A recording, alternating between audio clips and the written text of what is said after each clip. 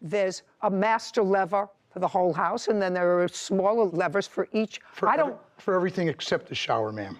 What do you mean for everything except the shower? The shower does not have an individual shutoff. You do indeed have to shut off the water to the house. The vanities, the toilets all have individual angle stops, but the shower, when it comes to the shower... You were never there. Or the tub. Just a second. You can't turn it off individually. You were never there. I have this question for you. How many bathrooms do you have in your house? 3. When he left the first time and he shut the water off, did he indicate to you that you couldn't use the water anywhere in the house? Yes. I believe he told me at first that he was going to shut off the water to the house. Okay, so you knew. So you couldn't use any other of the toilets in the house? No. Okay, you may be getting better. When he left, did you use the bathroom? The answer is yes. Yes. So you knew that the water had been turned back on? Oh, absolutely. In the house. Just a minute. So you knew the water had been turned back on in the house, even though he didn't tell you I'm turning it back on, you knew. And you knew that he hadn't fixed the problem. Correct. So you knew that you better watch this, which is why you called your contractor to come and look at it. Correct. You're getting better, Mr. Foy. You're coming into a better place, you see?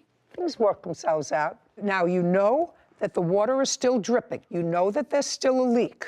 Correct. You know that if you use the water, that water is still going to be a steady stream coming out. You didn't get another plumber there until when? The next morning. Well, that's your contractor. You said he came the next morning. No, I got a plumber there the next morning. Okay, and they came, and did they fix the valve? They had to open the wall to cap off the hot and cold water. So it was a big job. It was huge. I neglected to say it in the beginning, but when he took the shower valve off, he looked in the wall and he said, "It's dry in there, you're lucky." So that next morning when I walked into the master bedroom and I was walking in wet, I did call the Skywood.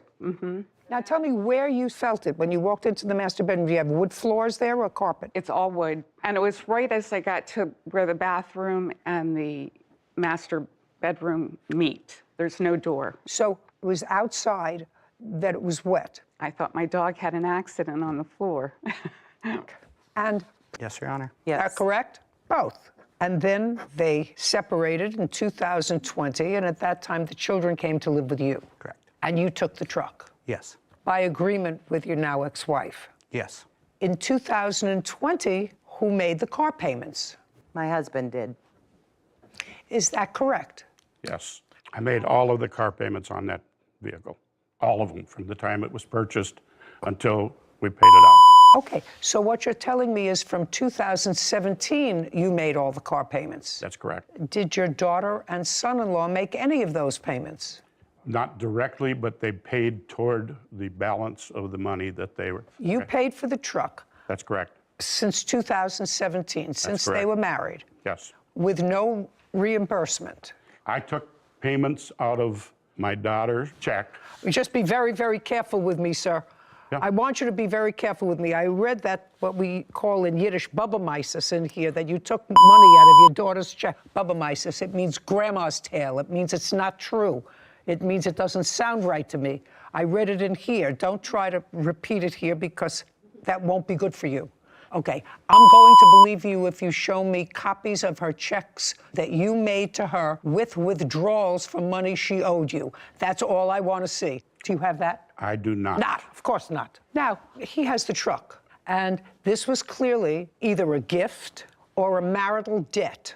Either one of those two things. It's either a gift or a marital debt. It was a family car that was used by your daughter, her husband, the grandchildren, with, according to you, no reimbursement, according to you, except this ridiculous reimbursement from your daughter's check, which I don't believe, so I'm not even going into it, with no reimbursement 2017, 2018, 2019, 2020. And when your daughter and the defendant separated in 2020, according to him and according to you, he took the truck and the children. And that was with her consent or not? Yes, it was. With her consent.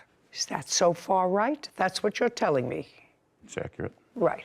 Did you intervene in the divorce proceeding and say that there is money owed, marital debt owed, and part of the marital debt is this loan on the truck? No. No, no.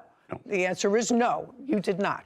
It would also be fair to say that you don't know how much, according to you, she paid for the truck. I do, Your Honor. I have Well- that ledger that I have. I would go to her each week and say, Jacqueline, how much can I take toward the loan? And that's how much I would Just a take off each week. All you have to do, sir, is show me. Otherwise, this is a whole bunch of nonsense. Yeah. It's a marital debt. You did not intervene in the